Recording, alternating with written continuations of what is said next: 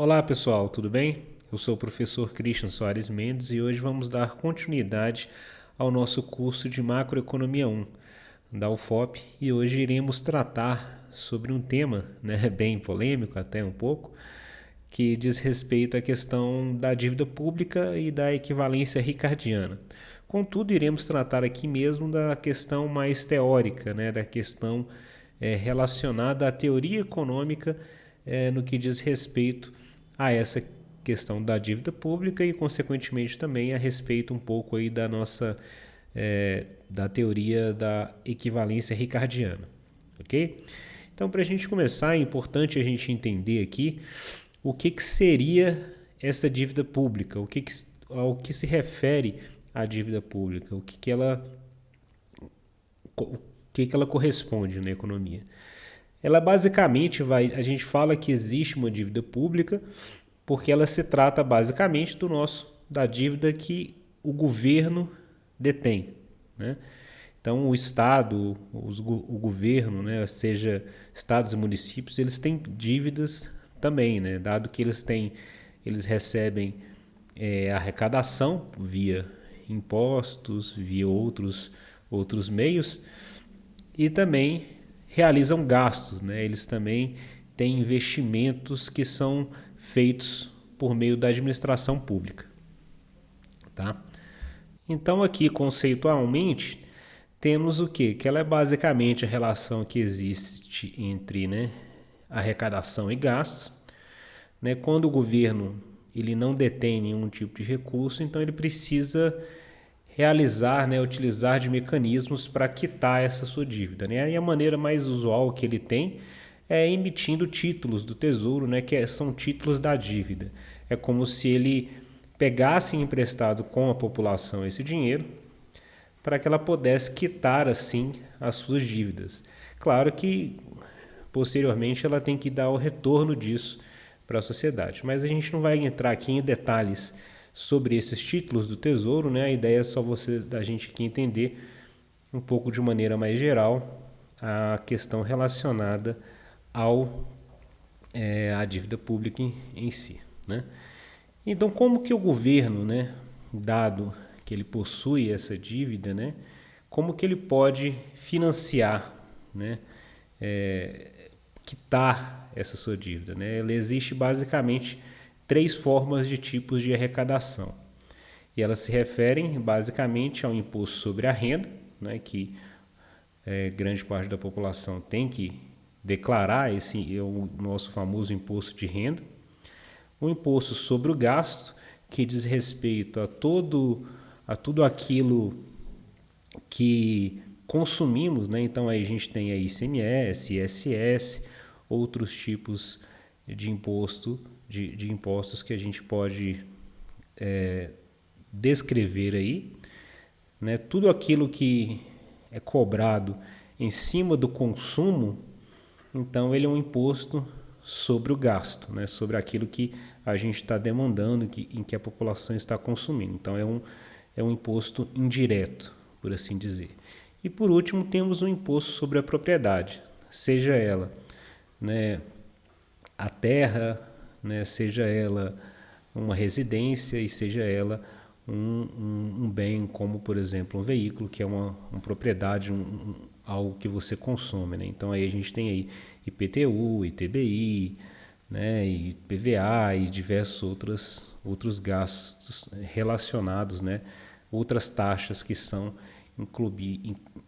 inclusas, que são cobradas aí sobre aquilo que o consumidor, em que a população ela detém de sua posse, tá?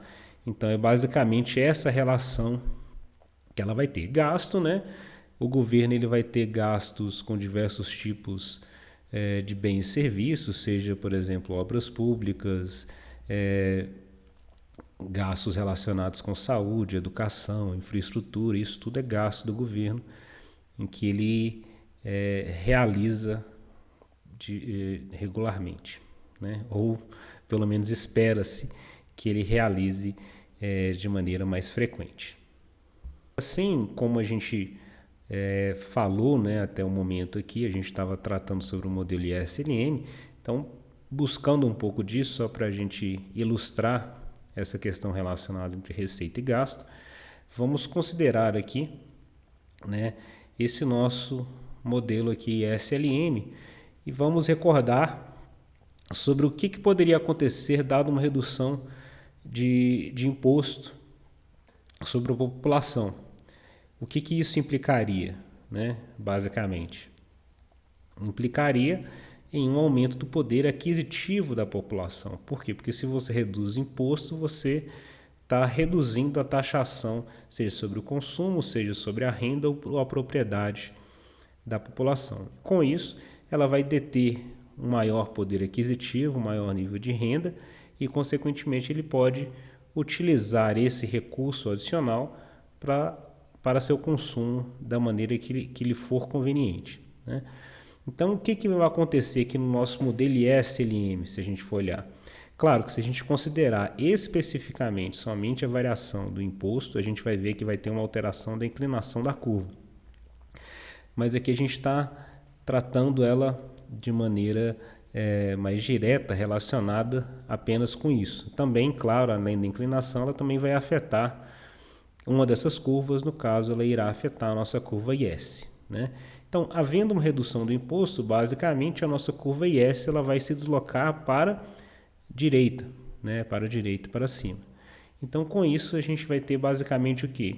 Um aumento da renda, um aumento da produção e, consequentemente, um aumento da taxa de juros, né? Todo esse movimento aí a gente já mostrou que vai haver, né, de certo modo, um efeito deslocamento, né? Porque onde ela teria que crescer seria basicamente aqui, porém isso não vai acontecer porque ele teria um excesso de demanda por moeda.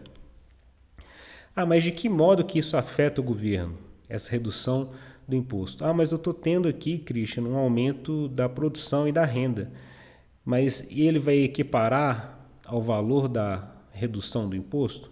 Não necessariamente, né? Então a gente vai perceber o quê?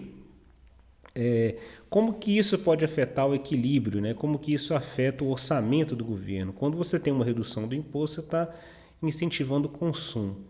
Porém, isso faz com que o orçamento do governo ele seja afetado. Por quê? Porque agora ele terá uma redução no seu nível de arrecadação.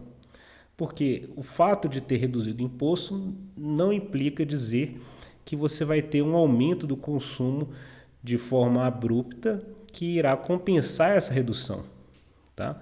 Então essa redução pode afetar de forma direta a ideia que vai aumentar a produção e a renda, mas a magnitude disso nem sempre será correspondida. Então com isso, né, essa redução do imposto ela irá implicar basicamente no que a gente fala de um déficit orçamentário. Por quê? Porque o governo ele vai passar a ter uma menor arrecadação. Se ele não alterar o gasto, então, consequentemente, isso vai implicar em um déficit, né? Ou seja, ele vai ter uma receita menor do que o seu gasto. E é aí que a gente começa a entrar um pouco nessa questão de déficit orçamentário e também de superávit, né? Então, a gente pode descrever, né, considerar aí que o déficit orçamentário do governo, num período T específico, ele pode ser dado por essa seguinte função. Então percebam aqui que nós temos, né, o déficit, ele vai ser igual a 1R, que é a taxa de juros, vezes a dívida pública no período do T-1, mais o gasto, menos a tributação, né, que esse T aí seria basicamente a diferença entre imposto menos as transferências, ok? O G, os gastos, e claro que o E e o R, né, esse RBT-1, seria o pagamento real, né, dos juros sobre a dívida do governo. Então, dado que a gente tem aqui o déficit orçamentário, é importante a gente então delimitar o seguinte: qual seria a restrição orçamentária do governo? Quando a gente fala em restrição orçamentária, a gente está falando do poder aquisitivo que o governo tem para consolidar, né, para quitar as suas contas. Como que a gente define isso? Um exemplo claro é a gente pensar o seguinte, que todos nós temos um orçamento. nós temos uma restrição orçamentária. Isso significa o quê? Que nós temos uma limitação de renda frente ao nosso gasto. No caso do governo, ele vai tratar dessa restrição orçamentária basicamente da seguinte forma: ele vai ter que considerar o orçamento do ano anterior com o do ano presente, do ano vigente, para que assim ele possa ver quanto que ele tem de capacidade de poder de compra, né, de realizar, né, de consolidar aí as suas contas nesse ano. Então, a gente pode descrever então a restrição orçamentária como sendo essa diferença do período atual em relação ao ano anterior, né? Então, aí a gente colocou que ela seria igual a um déficit. Ele pode ser tanto um déficit como um superávit. O que vai determinar isso é basicamente o quê? O que acontece quando ele tem déficit, o que acontece quando o governo ele tem superávit. Isso em termos de dívida, tá? A gente está tratando aqui unicamente em relação à dívida pública do governo. Então, nesse caso, nós falamos que ele terá déficit quando ele tiver um gasto maior do que a sua arrecadação. Se ele tiver em déficit ainda, o que isso implicará? Implicará que ele vai ter uma dívida ainda maior, se o seu orçamento for deficitário.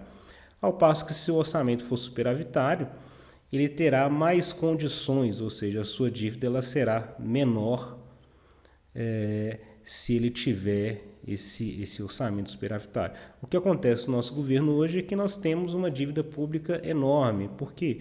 Porque nós temos um gasto muito grande dado o nível de arrecadação. Por isso, hoje tem aí em trâmite diversos tipos de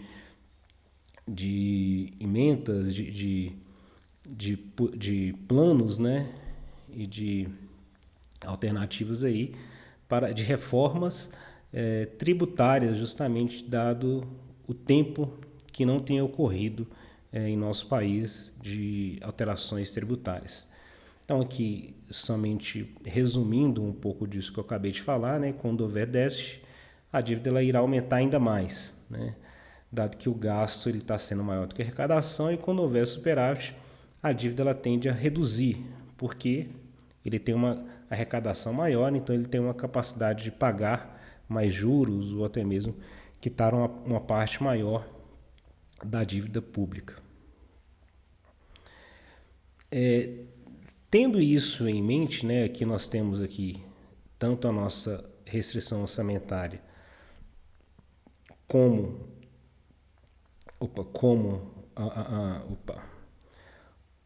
a nossa fórmula relacionada ao déficit orçamentário, a gente pode pegar essas duas equações e juntar que dados que as duas são iguais ao déficit e, com isso, formalizar essa seguinte expressão, né? A gente está pegando a equação 1 e a equação 2 e estamos juntando em uma só.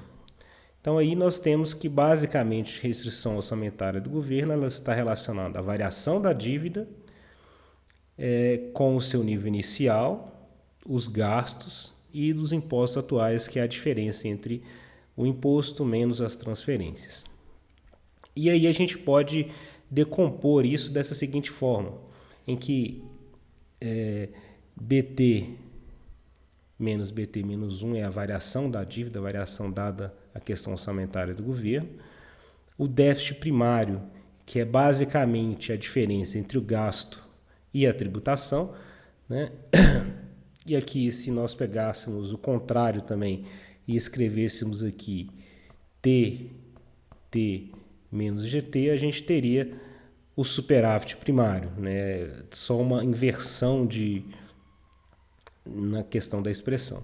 E o RBT-1, que é basicamente o pagamento dos juros da dívida do governo. Além disso, a gente pode simplesmente isolar essa nossa equação, né? Em relação a quem? Em relação à dívida, né? Basicamente do período atual. Então a gente poderia reescrever ainda essa equação da seguinte forma. Então a gente teria ela sendo BT 1 mais a taxa de juros vezes a dívida do período passado mais o déficit primário. Ok? Agora, o que iremos fazer? vamos considerar os impostos atuais em relação aos impostos futuros, né? Basicamente aqui a gente vai tentar analisar o seguinte: como que o governo ele pode quitar a sua dívida, né? Então aqui a gente tem um exemplo, né? A gente vai estar supondo que no ano 1 o orçamento do governo ele está totalmente equilibrado e que nesse ano o governo ele decida simplesmente reduzir a arrecadação de imposto em 1 bilhão aqui no caso. E qual que seria então a dívida ao final do primeiro ano? O que iria acontecer ao final, né, desse primeiro ano? Quais seriam as alternativas, né? Isso não diz respeito somente a uma redução de imposto, diz respeito também ao governo ele ter um nível de gasto muito maior do que a arrecadação. Então, aqui é só um exemplo que a gente está considerando redução do imposto. Mas se houver um aumento muito exorbitante aí do gasto, a dívida também do governo ela irá aumentar consideravelmente, que é o nosso caso, né? Então, para a gente buscar responder essa questão, nós vamos ter 3 casos específicos em relação a essa questão da dívida, né?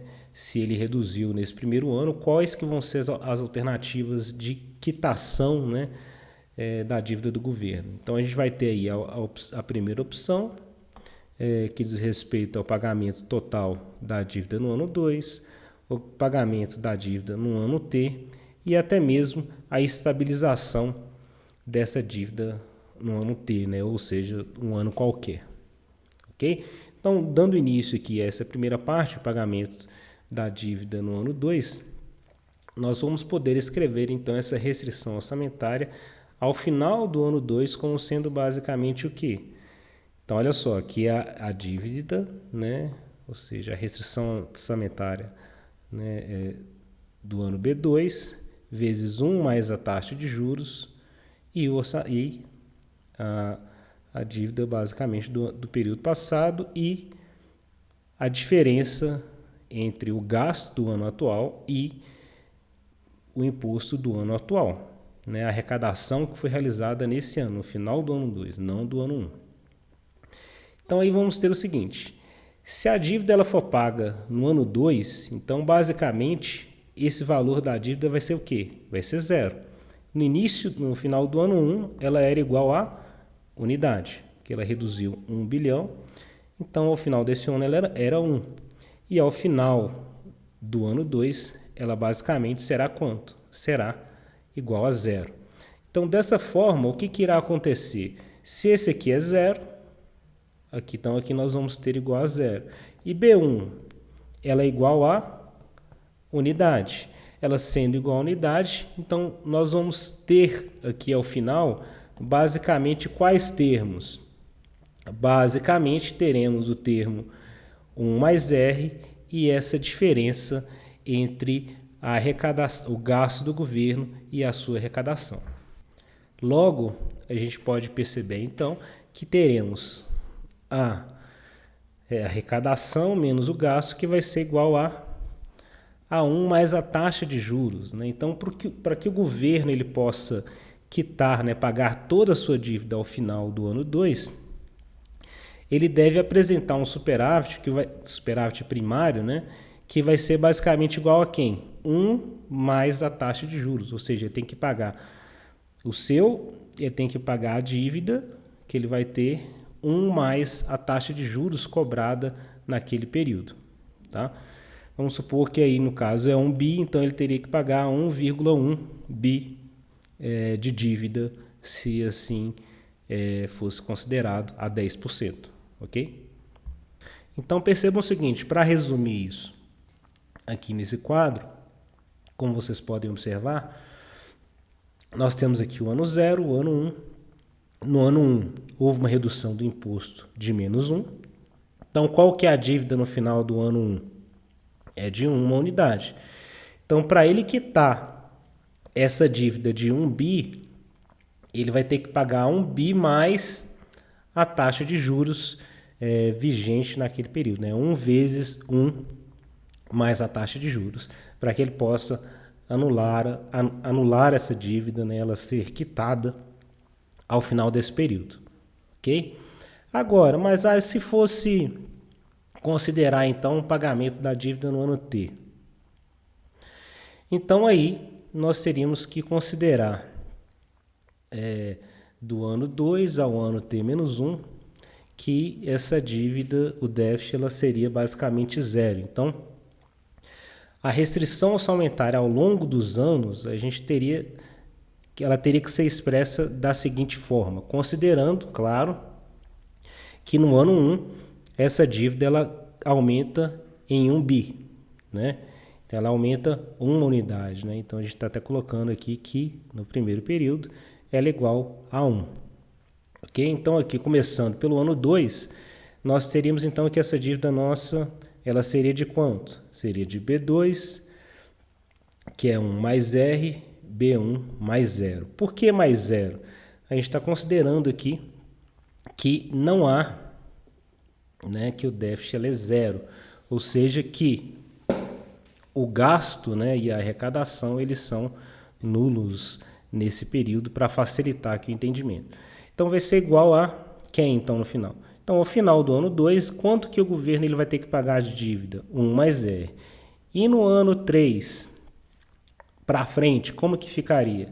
Então a gente teria que no ano 3 a gente teria que pagar 1 mais R, que é a taxa do ano, mais quem? Mais B2. Quem é B2? 1 mais R. Tá? Então percebam o seguinte, que a dívida ela está virando aqui quase que, ela vai crescer de forma exponencial, né? Porque vai ser juros em cima de juros, né? Não é somente 1 mais R vai aumentar 1 mais R, mas sim 1 mais R vezes 1 mais R, que vai ser igual a quanto? 1 mais R ao quadrado. E assim sucessivamente. No período B4, então 1 mais R ao cubo, até chegar no período BT menos 1, que é, né, o período trazendo a preços presentes, que a gente teria o que? 1 mais RT menos 2, que seria a taxa que deveria ser paga nesse período, considerando aqui o período em que se deseja pagar essa taxa, né? Então, assim, enquanto o governo ele conseguir manter um déficit primário nulo, a dívida ela vai ter um crescimento igual às taxas de juros. Porém, se o governo ele não conseguir manter esse déficit primário igual a zero, então essa dívida ela vai crescer com o déficit mais a taxa de juros. Então essa dívida ela vai aumentar ainda muito mais do que apenas considerando esse aumento da taxa da taxa de juros, né? Então a cada ano o governo vai ter que emitir mais dívida para pagar os juros e assim sempre apresentar um déficit, ou melhor, um superávit primário maior para conseguir quitar essa dívida, né? No sentido de que se ela vai crescer a uma taxa igual às taxas de juros, né? Então ele vai ter que pagar 1 mais R mais essa taxa de juros, né? Ele vai ter que sempre manter um superávit primário para conseguir quitar, tá? Do contrário, se ele só manter esse déficit igual a zero, ele basicamente vai ter o que a gente vai apresentar no nosso próximo exemplo, que é uma estabilização da dívida. Por quê? Porque ele só vai conseguir quitar, ele só vai conseguir pagar os juros daquele período, daquele ano especificamente, né? Então, ele nunca vai conseguir quitar a dívida por completo, é só pagando juros.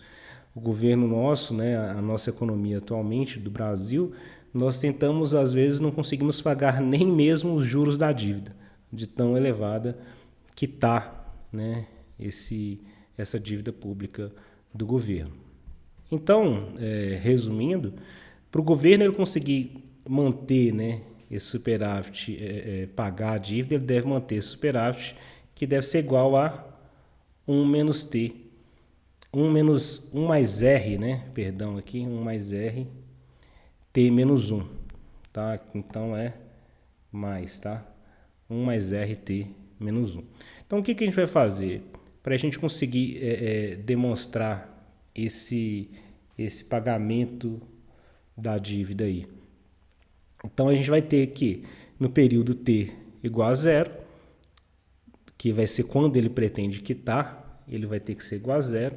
E no período BT menos 1, que foi o que a gente mostrou aqui anteriormente, né, abrindo ela para períodos posteriores, será igual a 1 mais RT menos 2. Então, só para facilitar, então, BT igual a 1 mais R BT menos 1, que é a nossa equação principal, mais o gasto menos a tributação. Ele pretende quitar essa dívida no período BT, então por isso que ela é igual a zero. Quem é BT menos 1? É 1 mais RT menos 2. Considerando aqui, gente, aqui é só aquela demonstração algébrica, conserva a base, soma os expoentes, né? E isolando os termos, vamos ter T menos o superávit do governo, ele terá que ser igual a quem? 1 mais RT menos 1. Né? Então vai ficar, essa será o quanto o governo ele tem que ter de superávit para conseguir quitar essa sua dívida. Né?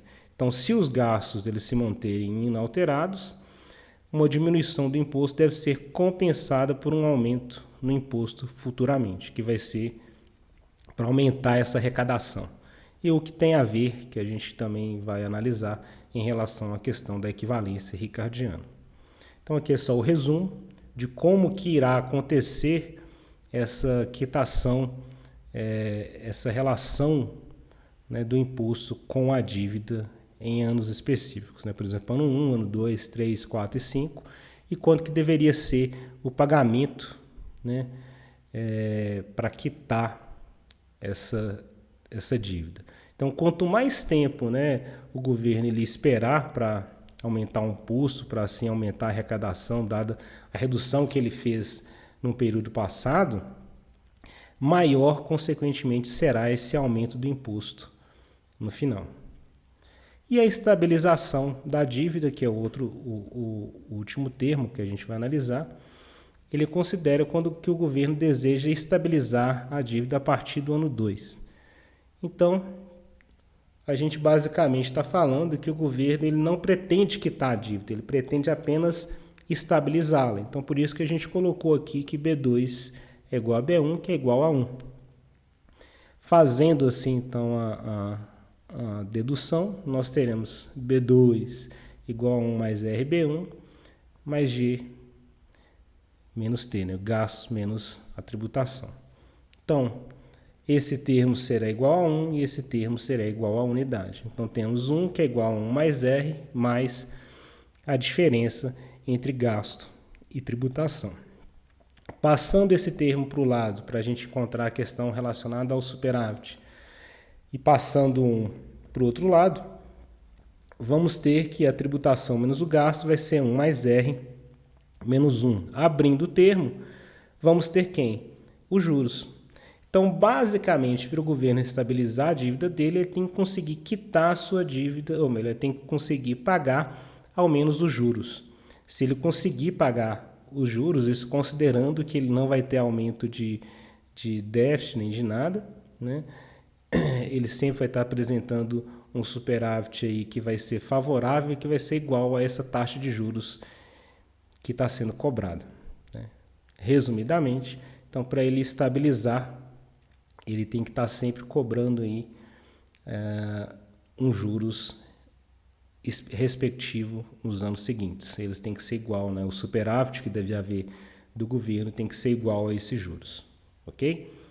E para finalizar, aqui a gente apresenta o que diz respeito à questão da equivalência ricardiana, que ela mostra justamente as mudanças que podem ter no padrão tributário no tempo, ou melhor, né, menor imposto hoje pode implicar maior imposto no futuro. Né? Essa teoria ela foi desenvolvida por David Ricardo, né, no século XIX, e depois ela foi melhor definida aí, né, por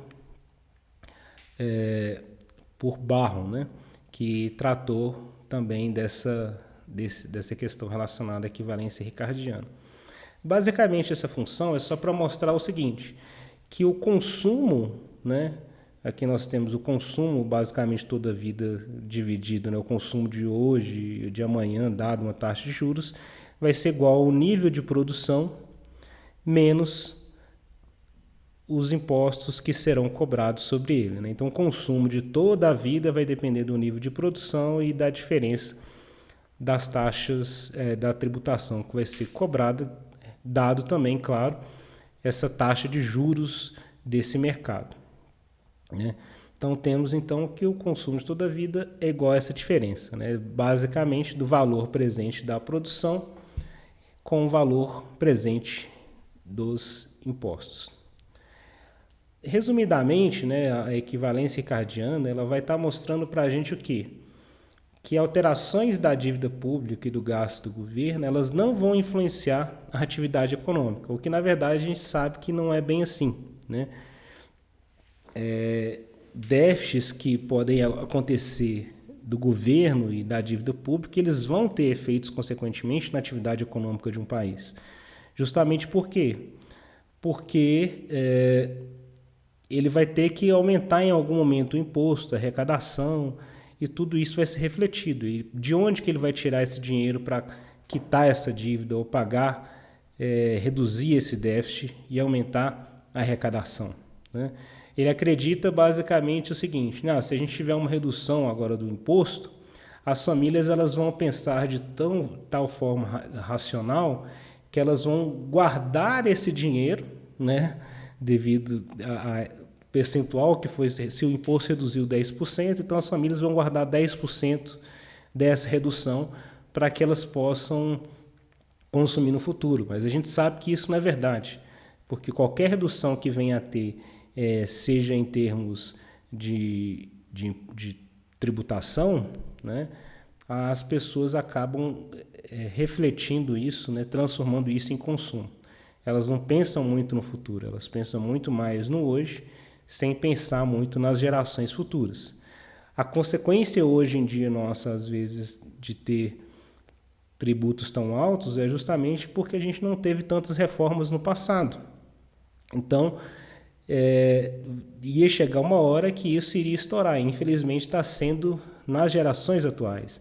Então, como a gente até demonstrou antes na questão relacionada à dívida pública ali, quanto mais tempo você demora para aumentar imposto, maior será essa cobrança de imposto no futuro, né? Porém, essa equivalência ricardiana, então a gente começa a observar que ela possui certas limitações, né? Primeiro, que as pessoas, né, que o governo ele possui um horizonte de tempo muito maior do que as famílias, então ele não considera muito isso. Quer dizer o seguinte, que ele pode manter déficits maiores, então as pessoas já não conseguem manter tanto isso, porque o governo ele vai existir eternamente, as famílias elas vão acabar, as pessoas irão morrer, né? A restrição relacionada à liquidez, o banco ou qualquer outra instituição não vai emprestar o dinheiro em relação, dada a insegurança da renda do consumidor, em certos casos, né? O que já reflete na questão da incerteza da renda futura, devido à falta de clareza em relação à tributação, e também não é considerado também um imposto sobre a herança, que muitas vezes faz com que as pessoas que recebem essa herança elas não realizaram o trabalho para possuírem aquele dinheiro. Quem trabalhou foram as pessoas do passado, né? Seus antepassados trabalharam, contribuíram para adquirir aquele dinheiro e passar para as gerações futuras. Porém, essas pessoas que detêm essa herança agora, elas não são cobradas devidamente pelo recebimento dessa herança, né? A taxa, o percentual de cobrança sobre herança recebida hoje no Brasil é um percentual muito baixo, né? Então, por isso, não só no Brasil, no caso do Brasil, né? Em outros países já essa cobrança já é um pouco mais expressiva. Beleza? Então a gente termina por aqui. E é isso, pessoal. Um abraço e até a próxima.